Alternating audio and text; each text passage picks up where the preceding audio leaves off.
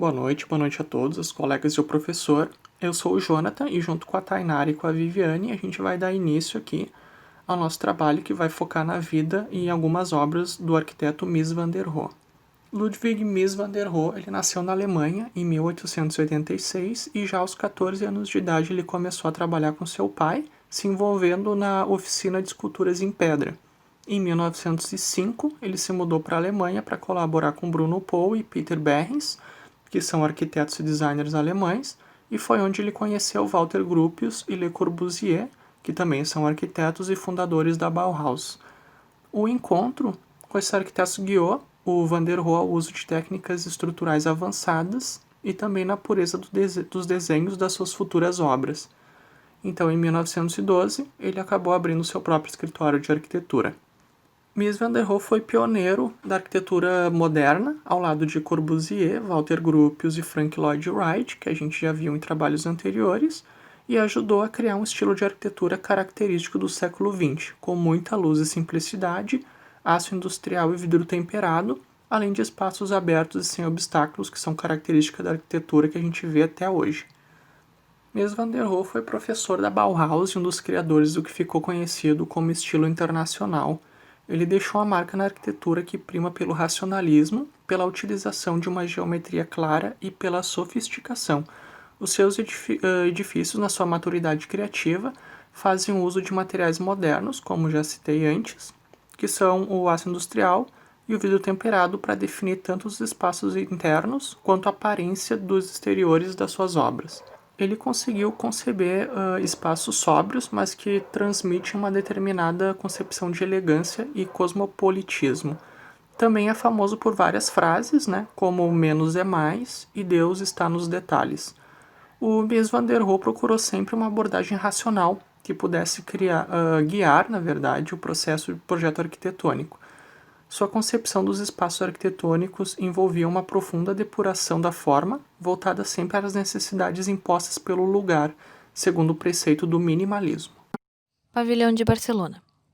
Em 1929, ao criar o pavilhão alemão da Exposição Internacional de Barcelona, com materiais nobres, mármore, travertino e pilares de aço sobre painéis de madeira, o que deveria ser temporário acaba se tornando uma de suas obras mais conhecidas e alcançando ao nível máximo da expressão do seu estilo. O pavilhão de Barcelona foi desmontado em 1930, mas foi reconstruído décadas mais tarde, nos anos 80. A arquitetura. A estrutura assenta sobre um grande pódio ao longo de um espelho d'água. Conta com 8 pilares de aço, cujo desenho em cruz grega tornou-se célebre na arquitetura moderna, os quais sustentam a cobertura plana do edifício.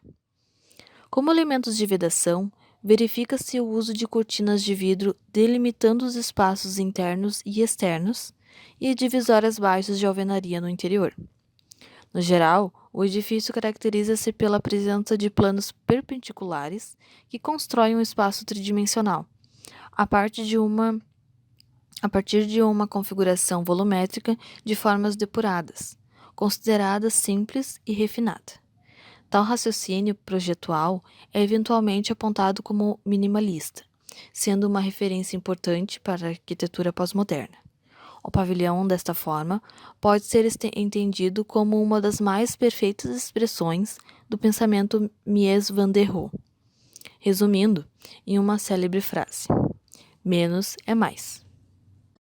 Mais abaixo eu trouxe um vídeo em que ele, infelizmente, não podemos colocar ele no trabalho, porque ele toma muito tempo.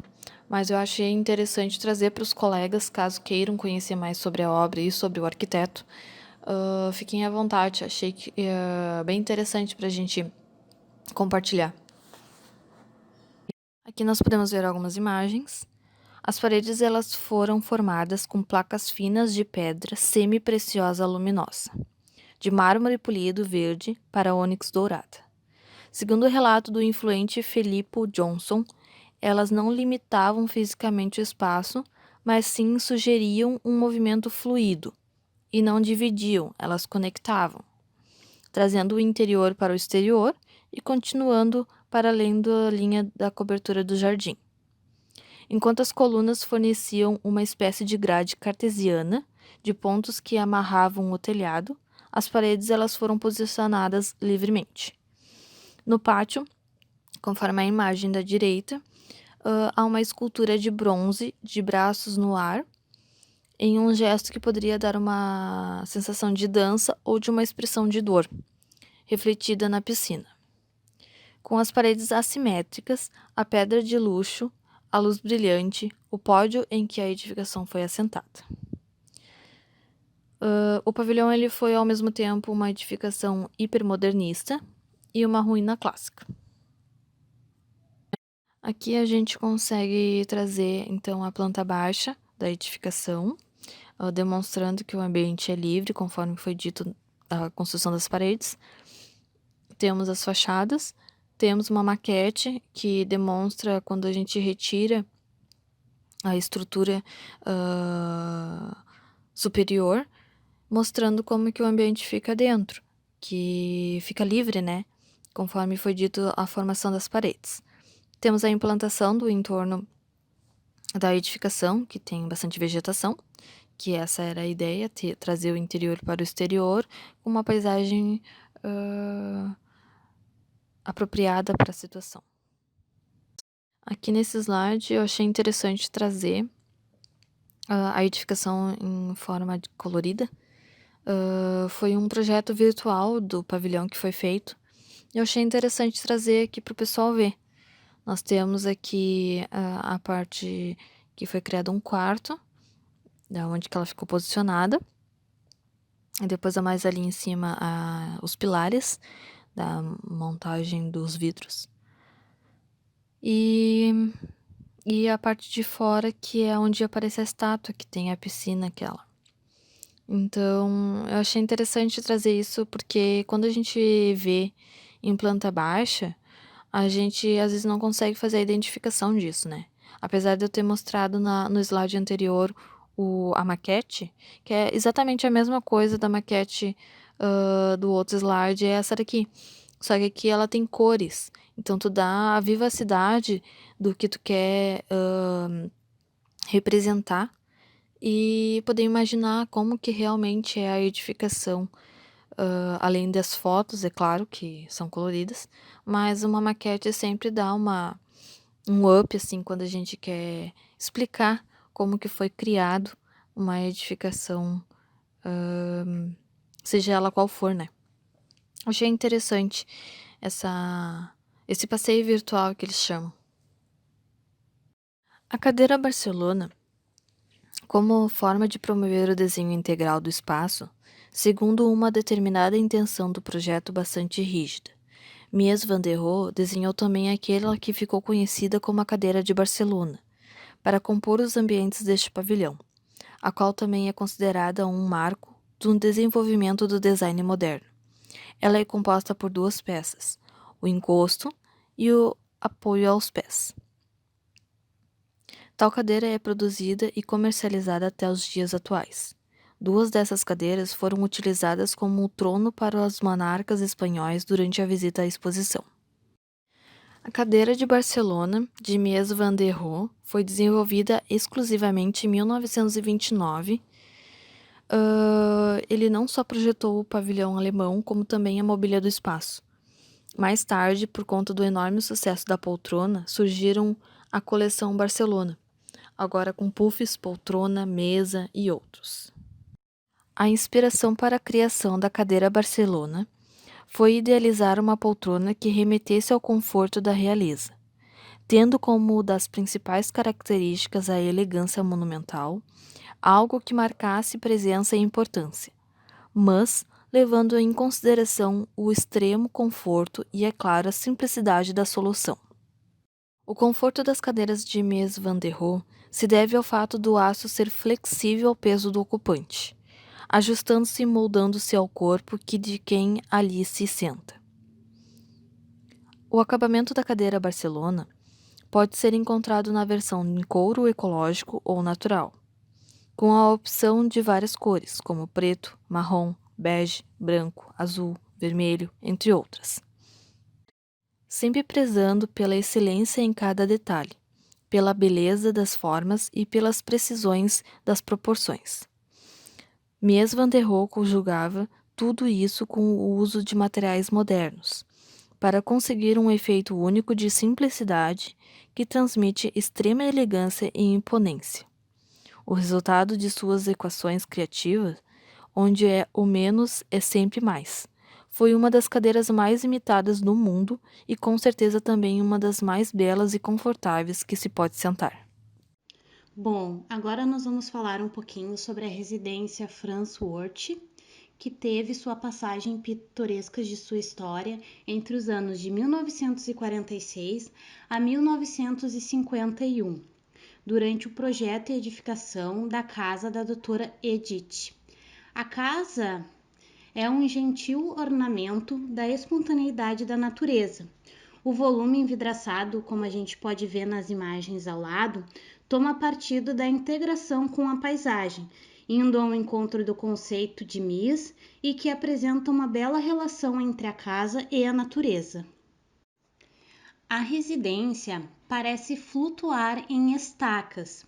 Essa fundação ela foi feita através das estacas devido ao suscetível índice de inundações frequentes que tinha o terreno. Mas esse efeito dela flutuar através dessas estacas acabou em controvérsia e desentendimento entre a proprietária e a Mies van der Rohe, gerando uma campanha contra ele, que é taxado de uma ameaça à arquitetura e ao estilo de vida americano. A casa de um pavimento consiste em 8 pilares de aço que suportam as estruturas da cobertura e do piso. É simultaneamente estrutural e expressivo. Entre os pilares aparecem grandes planos de vidros, de piso a teto no entorno de toda a casa, abrindo os ambientes à paisagem externa. São eles que trazem a beleza da natureza para dentro da residência. A Mies explica essa ideia da seguinte forma: a natureza também deve viver sua própria vida. Nós devemos estar conscientes em não romper com a cor das nossas casas ou equipamentos internos. Ao contrário, nós deveríamos atentar a trazer natureza, casa e seres humanos a uma maior unidade. Nesse slide, a gente trouxe algumas perspectivas em 3D da estrutura da casa, tendo nas imagens aqui a representação dos pilares também, tendo a representação das vidraças, que é em torno de todo o perímetro da residência. Temos aqui no centro também a planta baixa, que está um pouquinho pequeno, assim, a gente não conseguiu uma imagem maior para poder representar, mas é possível perceber a importância que foi dada entre a relação do interno e do externo. Ela é uma casa que tu pode estar dentro dela, que tu enxerga tudo lá fora devido às vidraças. Tu consegue ter uma boa relação com o externo. Então, foi bem aproveitado em relação ao espaço, por ter muita área verde no entorno, uma vegetação considerável. E, bom, aqui dessa parte acho que era isso. Ali as estruturas, os pilares em estruturas de aço, que comportam toda a edificação, porque ela é basicamente feita de estrutura metálica e vidro. A gente não até tem, mas não é em grande quantidade os demais materiais assim. Bom, aqui nesse slide a gente tem uma imagem da inundação que ocorria nesse terreno e de como a edificação se comportava em relação a essa inundação. Na época, a residência ela sempre permaneceu acima do nível da água durante as inundações, graças às palafitas. As palafitas, gente, nada mais é do que as estacas de fundação, tá? Que a gente comentou nos slides anteriores ali da estrutura, que tinha as estacas de fundação, tinha os pilares de aço, os 8 pilares, né? Que tinha a estrutura toda das janelas em vidro. Então, a água passava por baixo da casa, a casa ficava sempre acima da água. Infelizmente, com as mudanças climáticas, esse já não é mais o caso. Atualmente isso não ocorre mais nessa residência. Essa residência, ela também foi protagonista, tá, de uma polêmica judicial, né, entre a moradora e o arquiteto. A construção, que começou em 1951 em Plano, Illinois, nos Estados Unidos, acabou envolvendo o arquiteto e a moradora em um romance. A dupla acabou em uma briga judicial quando Edith processou Van der Rohe por negligência e ele processou a moradora por custos de construção não pagos. O custo total da obra foi orçado em $72 mil em 1951, o que equivale aproximadamente a $70 mil em 2005. As despesas adicionais não previstas e conflitos pessoais entre a doutora Edith e Miss levaram a um processo judicial. Franz Wertz alegou que a residência era inabitável. Miss não só concordou com a afirmação, como respondeu justificando o projeto como de uma residência de férias, sendo essencialmente uma experimentação artística. Além disto, Miss conseguiu provar que Franz Wertz havia aprovado seus estudos, o que fez com que Van der Rohe vencesse no tribunal. Parte do protesto promovido por Franz Wertz contra Miss incluía um apelo nacional para chamar os críticos de arquitetura em seu favor e a denúncia de Miss Van der Rohe em publicações de circulação nacional.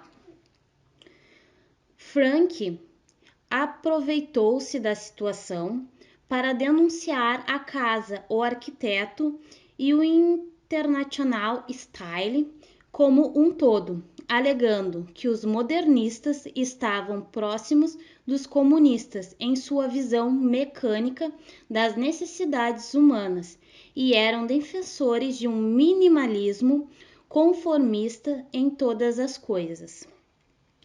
Depois das disputas judiciais, a residência continuou como sendo uma residência privada por 50 anos, até ser comprada em 2003 pela Landmarks e o National Trust. Não sei se é assim que se fala, viu, gente? Eu não sei pronunciar essas coisas em inglês, mas a gente tenta. Hoje, atualmente, a casa fica aberta como um museu público. Basicamente, seria isso sobre a residência num contexto geral. Agora falando um pouco mais sobre algumas curiosidades da vida do Mies van der Rohe. Ele conseguiu seu primeiro emprego num escritório de arquitetura depois de solucionar em apenas 1 hora o desenho da fachada de alguns galpões que seu futuro chefe estava demorando semanas para resolver. Os pais da primeira esposa dele, a Ada Brum, viam com bons olhos a relação da filha com o arquiteto, embora não gostassem muito do sobrenome dele, porque Mies, em alemão, significa, entre outras coisas, miserável. Durante seus primeiros anos em Chicago, ele viveu em um hotel, que era algo bem simples e comum nas décadas de 30 e 40, e ele dizia não ter mais do que 3 necessidades na vida: um martini, charutos cubanos e roupas caras, além de 3 objetos pessoais, que são quadros de Max Beckmann, Wassily Kandinsky e Paul Klee.